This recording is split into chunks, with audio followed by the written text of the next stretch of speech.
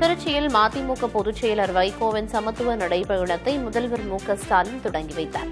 தொடக்க விழாவில் வைகோவுக்கு பொன்னாடை போர்த்தி நடைபயணத்திற்கான தனது வாழ்த்தை முதல்வர் ஸ்டாலின் தெரிவித்துக் கொண்டார்.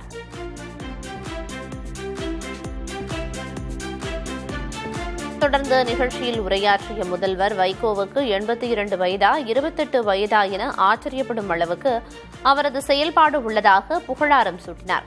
வைகோவும் தானும் திராவிட யூனிவர்சிட்டி மாணவர்கள் என குறிப்பிட்ட அவர், நாட்டுக்கு தேவையான கருத்துக்களை வலியுறுத்தி வைகோ சமத்துவ நடைபயணம் மேற்கொள்ள இருப்பதாக குறிப்பிட்டார்.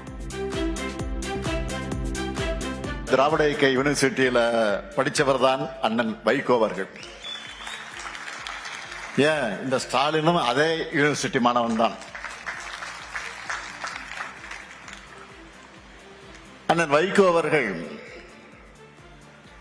தலைவர் கலைஞருக்கு பக்கத்திலே இருந்து அரசியல் கத்துக்கிட்டவர். அன்பு செய்ய சொல்லித்தர வேண்டிய ஆன்மீகத்தை சிலர் வம்பு செய்ய பயன்படுத்தி வருவதாக முதல்வர் மு.க.ஸ்டாலின் தெரிவித்துள்ளார். இதுகுறித்து பேசிய அவர், இஸ்லாமியர்கள், கிறிஸ்தவர்கள் உள்ளிட்டோர் அச்சத்தில் வாழும் நிலை இந்தியாவில் உள்ளதாக கூறினார்.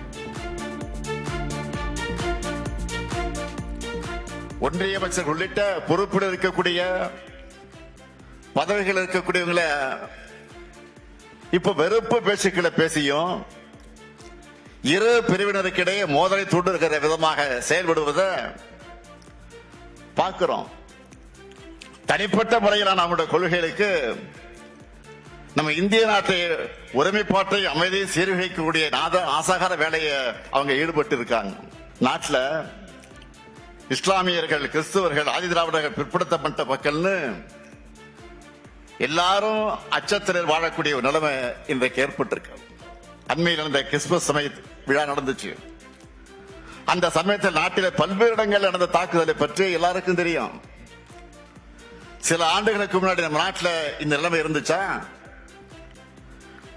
ஊரே ஒண்ணு சேர்ந்து மகிழ்ச்சியா இருந்த காலம் போய் ஒருத்தருக்கு ஒருத்தரை எதிரியா கட்டமைக்கிற வேலையை பிளவுவாத சக்திகள் இன்றைக்கு தெளிவா செஞ்சிட்டு இருக்காங்க. அன்பு செய்ய சொல்லித்தர வேண்டிய ஆன்மீகத்தை சில கும்பல் வம்பு செய்வதற்காக பயன்படுத்துகிறாங்க.